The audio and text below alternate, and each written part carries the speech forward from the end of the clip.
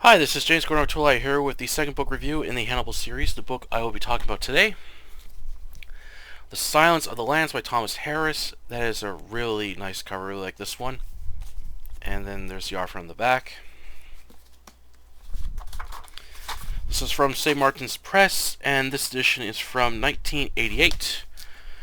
This was a really good sequel to the Hannibal series. I really enjoyed this one. It's very dark, has a lot of brutal moments within the novel. Really good pacing. It gets really intense towards the end. I really like the two main leads a lot in the story, Khalees Starr and Hannibal Lecter. There were some things I felt the author improved on in this book over his first novel, Red Dragon.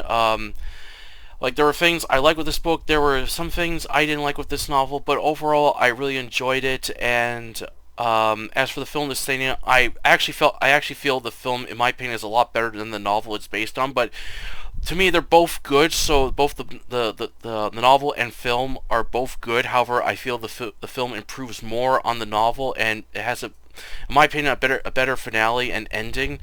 As I felt the ending in this book kind of went on a little longer than it should have, but overall I really enjoyed Silence of the Lambs, and I'll explain more in my review what I liked and the things I didn't like with this novel and my final thoughts on it, and along with the film of the same name. Alright, onto the book review. Plot. Set 5 years after the events of Red Dragon in 1984, Khalees Starling, a young FBI trainee, is called into the office of Jack Crawford during her training session. Stepping into Jack's office as he's in the middle of his latest case, Buffalo Bill, a serial killer who has murdered 5 large women, and they're always found with parts of their body being skinned. With no new leads to go on, Jack wants Khalees to try gain the trust of Dr. Hannibal Lecter, who might be able to help aid in capturing Buffalo Bill. Khalees has heard about him and replies, "Hannibal the cannibal." Jack warns her how dangerous Lecter is after nearly killing Will Gramham when Lecter slashed at his back with a Manoleum knife, then got a serial killer, Francis Darahide, to badly damage his face after revealing where he lived. Despite suffering bad injuries to the face and recovered, however, Jack states it looks like Picasso drew over it. Khalees accepts to help Jack out. The next day, Khalees goes to the Baltimore State Hospital for the criminally insane. She meets Frederick Chilton, director of the hospital, who flirts with her and doesn't think she'll have a chance of gaining Lecter's trust. She brushes him off and is determined to prove him wrong, as Chilton has been unsuccessful of unlocking Lecter's secrets. However, before letting Khalees go to see Dr. Lecter, he tells her a few rules of visiting him and not to give him anything that could be used to help him escape or kill someone. Khalees is taken to the cells with other dangerous criminals being held, with one insults her by saying he can smell her cunt.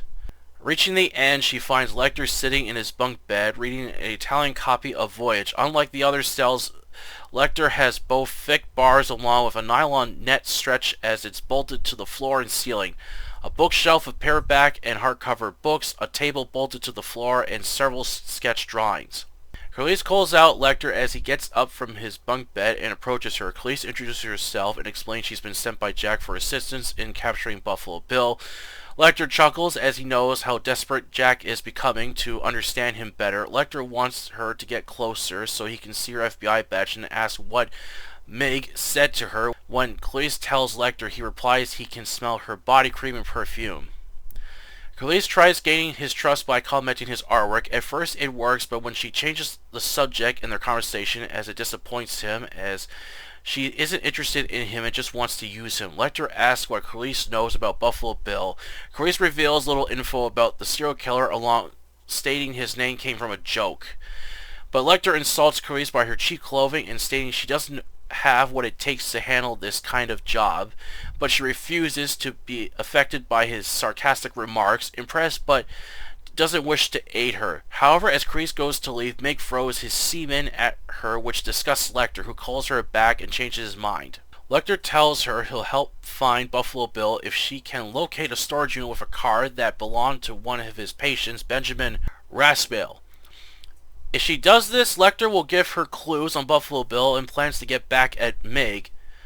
Angered by what's happened and fearing she'll be taken off the case, as she wants to prove to Jack she can handle it, Sitting in her old Ford Pinto, she plans to find the storage unit. She knows that Benjamin was Lecter's ninth victim and was killed by an arrow to his heart, then his remains were eaten.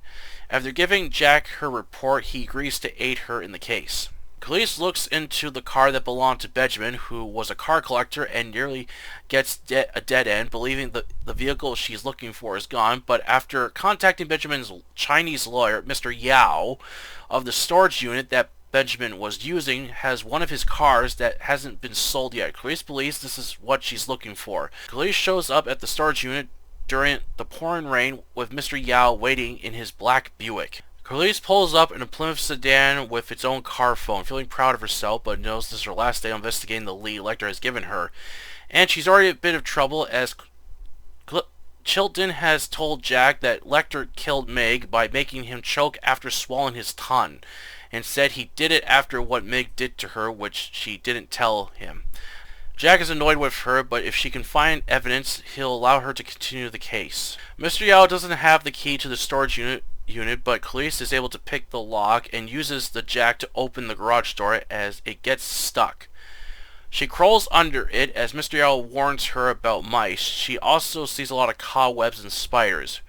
Moving through the rows of boxes and tight spaces, she finds a 30s Packard limo as she moves several boxes out of the way, allowing her inside the car. At first it's nothing until she looks in the back and finds a cloth covering a large jar. When she pulls the cloth off, it's a severed head of Benjamin's lover, Cass, snapping some photos before leaving. Khalees goes to speak with Lecter, who's been punished for killing Meg, as his books, drawings, and toilet seat have been removed. He's only allowed to watch TV with no audio and featuring a religious station. After telling him what Khalees found inside the car, Lecter explains that Cass was a Swede, met Benjamin at the harbor as the two became lovers. During a new camping event, an accident happened which Benjamin sliced off Klaus' head and buried the body, then showed Lecter the head. After several sessions with Benjamin, Lecter had enough of him and killed him, stating the therapy wasn't helping him, so he put Benjamin out of his misery. Lecter might face further punishment for killing Meg unless Khalees can help him, as if she's able to do something about it, along with giving him files of Buffalo Bill, he'll give her more clues. Khalees replies she'll see what she can do, as Lecter tells her the next victim will be found scalped.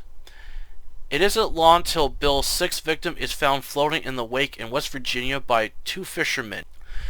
Jack calls Khalees out of one of her FBI classes as the two take a jet to reach the funeral home where they'll be able to examine the body. Upon arriving, Khalees, Jack, Dr. Alkin, and the funeral assistant Lambert begin examining the body, and it has been scalped just like Lecter said it would. They also find two of the fingernails broken along with something inside the victim's mouth. They pull out a cocoon as Khalees knows a person who can identify what bug it is. Khalees takes the cocoon to the Smithsonian National Museum. The two lab technicians examine the pupil and identify it as a death-head moth. However, they point out these moths aren't in the area, so the killer must be raising them. Both Khalees and Jack try to figure out where the killer lives, as he does a lot of driving in between states. However, it's too difficult to pinpoint which state he's from. But they both agree he's driving a van or truck. Then Buffalo Bill strikes again as he kidnapped Tennessee Senator Ruth Martin's daughter, Catherine Baker. At first it's believed to be a criminal or terrorist act, but when Catherine's blouse is found on the roadside slit up in the back 6 hours later, they know it's Bill. Jack calls Khalees out of class and has her come over to the FBI headquarters in D.C. after Lecter reveals their latest victim was found scalped, and while examining the severed head of Klaus, they find a bug inside its mouth. Jack thinks that Bill might have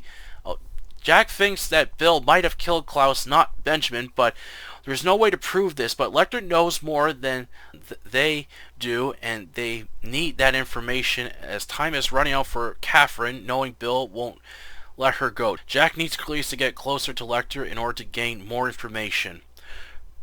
Police comes up with an idea to trick Lecter. They'll be able to move him out of Baltimore State Hospital into a better place to reward him, and the more information he shares, they'll even allow him to go outside. Jack accepts this, but tells her they can't tell Shelton about this or trust him, knowing he'll go against it. Upon reaching the state hospital, Shelton is annoyed that she is having more luck with Lecter than he is and wants to know what she's really trying. However, Clarice refuses to answer Shelton, stating she has the right to interview Lecter, and if he doesn't believe in her, Clarice gives him a card to call the number of the U.S. Senator. Clarice sits with Lecter as he draws a sketch. Clarice tells him that he was right about Buffalo Bill and his latest victim. Clarice proposes the deal for Lecter if he agrees to help, not only to capture the killer, but to save the woman he's kidnapped. Lecter is skeptical, but agrees if only Clarice shares her darkest moments with her. Clarice knows this is the only way to gain his trust and save the woman. She reveals the death of her father, a police marshal who was shot after stumbling two robbers and drug addicts coming out of a drugstore. He attempted to get his shotgun out, but was shot in the side and died a month later. After telling Lecter this, he asks if the woman who's been kidnapped is large and has a big chest. Clarice replies she does, as Lecter informs her that Bill plans to skin her so Bill can wear it. Lecter agrees to continue to help, but only through Clarice. Clarice calls Jack through a payphone, telling him the information she's gathered from Lecter, and agrees to help in exchange to be transferred somewhere else with a view. But Clarice also reveals that in order to get more information on Buffalo Bill, she has to reveal dark events from her past. Jack understands the price she must pay in order to save Catherine's life, as they only have 3 days. Clarice interviews Lecter again as she shares more personal information about her childhood and what happened after the death of her father. In return, Lecter tells her more information about Bill, along with more clues that will lead her to the killer. True to their word, Lecter is going to be taken out and sent to a place with a view. Just as Lecter is about to be carried out on a dolly strapped in a straitjacket and wearing a hockey mask, Shelton suddenly appears and informs Lecter that Clarice was lying about moving him and there wasn't any deal made. However, because he's unable to get the information from Lecter and be made a fool, he plans to go along with it as long as Lecter tells him the information first, allowing him to take credit for it. Lecter grins behind his mask and agrees, knowing this will be his only chance to escape, as he's been waiting years to do it and get back at Shelton. Clarice is furious with Shelton, but Jack tells Clarice to keep her cool and gain any information before Shelton gets it. When she visits Lecter for the last time, he gives her a lead that will take her to the serial killer, Buffalo Bill. Despite the short visits they had, the two have formed a bond, as Lecter thanks her for sharing her darkest moments in her life, and she thanks him for helping her. As Clarice races against time to save Catherine, Lecter is about to pull off his most daring escape ever. But in order to take down Buffalo Bill, Clarice must face her fears alone to prove herself and to hear no more lambs crying.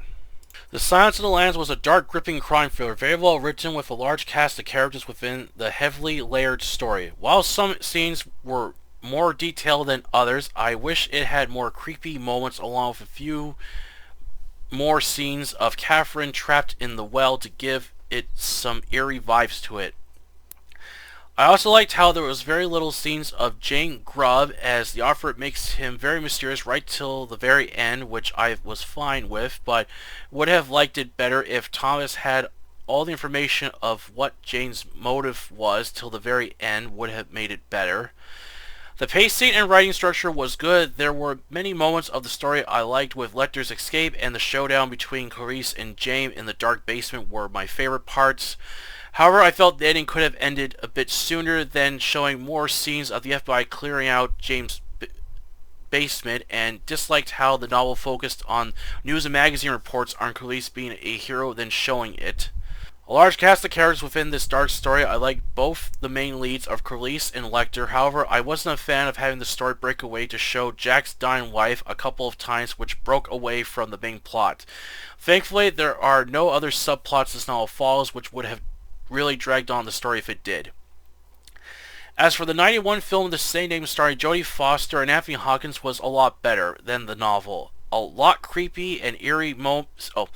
A lot of creepy and eerie scenes, better pacing of the two main characters, along with showing scenes of Buffalo Bill. However, what I disliked of the film is the scenes of men eyeing Clarice wherever she goes, as this happens several times, which really annoyed me. I don't know if the director was trying to make a point with this or show the character has a fear of being stalked by potential killers, as it's never explained, and wish these scenes were edited or cut out. But I enjoyed the film very much and found the finale way better. Overall, I highly recommend both the novel along with the film. While the novel is a solid dark crime thriller and the film adaptation is perfect, for anyone who hasn't read or seen The Silence of the Lambs, please check it out. You won't be disappointed by either one. That's our review today. Hope you enjoyed. Sorry this review took a little longer than it should have. This month has just been crazy, so I've been just reading a lot lately, just trying to catch up and get the book review finished. I'm still kind of getting used to the fact that now I'm just posting book reviews on YouTube anymore. I don't really post book reviews on Facebook that much anymore, just mainly video reviews. That's why this is taking a little longer. But this month isn't over yet, so I still got enough time to get the last book in, and then a couple others I want to other books I want to read just before this month is over and stuff, and then get the Cyberpunk 2 series wrapped up. But anyway, so sorry for that this took longer than it should have, but I will definitely get the third book and final one, the series Hannibal, read much quickly, along with the other books. I can have 2 more book reviews up sometime by this week, along with the other stuff, but I just want to get that out of the way. Alright, anyway, on to back to Silence of the Lambs. This was a good crime thriller novel. I really enjoyed this one. There were some things I felt it was a little better than Red Dragon. Red Dragon was still good. I felt Silence of the Lambs did some things a little better, like focusing less on the killer. As Red Dragon, I felt he kind of the serial killer Francis Darhide, aka the Tooth Fairy, he kind of appeared a little like too much, and the author kind of gave away like way too much information, like with early in the book, and it just kind of revealed a lot. I thought it would be better just to make it more mysterious stuff. So Thomas makes the serial killer Jane Grubb, or known as Buffalo Bill, a lot more mysterious right towards the end, where you get to find out more information about the character. That I was fine with. Some detail I felt was done better in some scenes than others. Like some areas I felt were very detailed, others not so much. And I felt it would have been better if it had like the book was more detailed and stuff. Like I also felt it would have been better if it had more creepy and eerie scenes, just to like give it that kind of like give it more like a psychological horror feel to it. I don't, in my personal opinion, I don't think this book or the other one, Red Dragon, is a horror novel. They're more like they're more like kind of like just basic like murder mystery crime novels with psychological horror elements within it. So I don't feel this is like, there was no part I felt that was scary. Like it did have its creepy and eerie moments, but I didn't really feel it was a horror novel. So there's a lot of characters we follow within the story. I like the 2 main leads a lot, Clarice Starling and Hannibal Lecter. I really enjoy following the 2 characters within the story. There were some other characters this book does follow, like it does follow Jack Crawford a bit, but I didn't like when it kept going to the scenes of his dying wife, as I felt this was kind of like a little subplot the author added, and it just kind of took me out of the story. Like I'm more interested in focusing on Clarice and Hannibal Lecter, not Jack's dying wife. So I didn't like those parts, but luckily that's the only like kind of subplot the author adds. So there's like nothing, no other subplots, which I'm glad, because if there were, it really would drag on the story. So there's a lot of like moments in the book that are very brutal and shocking. Like during Lecter's prison escape, the scene where they find the one guard like tied to the cage that Lecter's in is a lot more graphic than it is in the film. Like in the film, the guard is like, there's this guard that's like tied up, and he's like, from a distance from a door, it looks like he's spread out like an angel. But when the police open the door, they find basically his stomach has been gutted open, and there's like blood oozing down, and like I think his face is badly beaten, and his throat slashed. Well, in the film, it's a lot more graphic, as in the film they kind of cheap down on this one part where you can see that the guy's stomach is cut open, but all his guts are still inside. In the book, it describes his guts are hanging out. His eyeballs have been cut out and they've been shoved in his mouth, and the face is like badly lacerated and stuff. And it was just a lot more. It was just a lot more shocking in the book than that scene was in the film. The Lecter's escape scene was definitely brutal, when he beats the shit out of the two guards and brutally murders them. However, there was one scene I felt the film did better than it was in the book, when towards the when Lecter is when the cops think they found Lecter, he's on the elevator, and when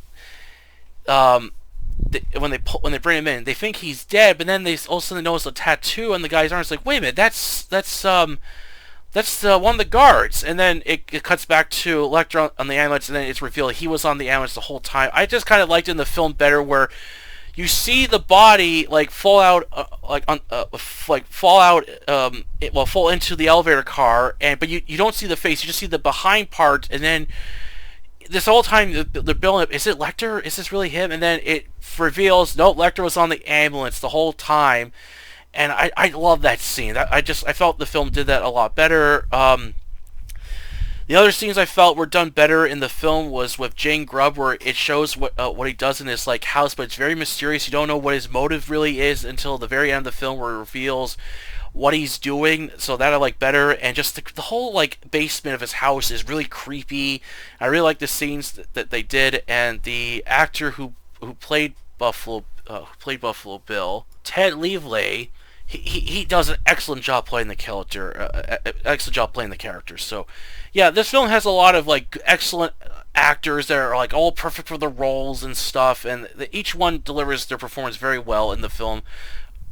As I feel, there's no actor that's not miscast. Also, the film has cameo appearances of Roger Corman and George Romero, so that's a nice bonus too. Yeah, overall, I just felt the film, in my opinion, was just improves the novel in a lot of ways, especially towards the ending, where basically after, spoiler, after Khalees, saves Catherine, defeats Jane Grubb in the dark. However, the book doesn't, it doesn't have this, it doesn't have, a scene where they're celebrating, Catherine's, they're celebrating Khalees' victory at the FBI place or whatever. The book just instead basically describes she's interviewed in Time magazine or People magazine and interviewed and stuff on the news, and that's how the book ends, ends, and along with her getting a letter from Lecter, which I thought I just didn't like this scene. I thought, why not have a scene where they're celebrating graduating her, and then Khalees gets the letter from Lecter. That would have been better, but in the film this was, of course, improved with the celebration scene, and she gets the phone call. With the ending, I'm not going to reveal if anyone has seen that, so you have to see that for yourself, but I just felt the film improved a lot over the book. The book is still good, but the film does a better job at telling the story and just improving it in scenes to make it more interesting and more creepy and eerie. Also, I like the part where it shows Jane Grubb making his skin suit, and it's got his theme song playing. I like that scene too, which was not in the book, sadly. Yeah, overall, that was not really much else. I disliked with the film. However, there was one part that kind of annoyed me in the film, and I when me and my dad were watching this, I mentioned this to him, and he started to pick up on it as well. We started noticing wherever Khalees goes, there's scenes where men are looking at her or eyeing her, and it just these scenes kept popping up frequently, and it started to get annoying. It's why are they doing this? One scene I've read on IMDb.com that apparently the scene where Khalees gets to the elevator and all these men are looking at her because she's this short woman, and here's all these tall guys in this elevator. The director was trying to make a statement about saying that anyone can accomplish anything regardless if they're their height, their body type, whatever. They can accomplish anything they want to. Okay, that explains that scene, but why these other scenes where wherever Khalees goes, men are eyeing her? It's never explained why, and it's never. And if I was reading the book, I was wondering, does Khalees have a fear of being stalked by potential killers, or being stared at like creepy guys. No, that doesn't happen in the book. And the film, they never explain this. That's the only scene I don't like in the film. It's never explained, and I kind of found it annoying, just watching the character just moving around in certain places, and if you pay attention closely in the background, or people walking by, you just see men eyeing her, and it really got really weird just seeing these scenes. But other than that, I still enjoy the film for what it is. I also read some other interesting trivia about this movie. Apparently, John Carpenter disliked the movie, and he said he would have liked to crack at it, and said his version would have been better, saying it would have been more creepier and focused less on Khalees Star. And I'm thinking to myself, who else are you going to focus the film on, Carpenter? Like, Khalees is the main character. Still, I was still kind of curious what John Carpenter's version would have been like, and who he would have cast, and what his soundtrack would have been like. I bet it would have been like really creepy too if he worked on it. And another director that was offered for the role of the Silence of the Lambs, but turned it down, saying it was too dark. Paul Verhoeven, which he later regretted after it became this big hit. So then he went to do Basic Instinct, which is also a good film. So at least he got to do that at least. Yeah, so overall, I enjoyed both the book and film. Alright, that's the review today. I hope you enjoyed it. And as I said, I will be go to the third book and the final one, the series Hannibal. This is the book that I've heard a lot of controversy about, along with the film the same name, as this is the book that has divided fans after it was published. I even read some interview from Thomas Harris in Red Dragon that apparently he regretted writing Hannibal. So when I go to read this book, I'll get to see what all the fuss is about. But this is the book that I heard that fans either love it or hate it, so I'm going to see what I think of it when I go to read it. Alright, that's the review today. Hope you enjoyed it, and please don't forget to like this video and subscribe to October Library, the YouTube channel where I post book reviews, book hauls, and other fiction-related content. Until then, I'll catch you later.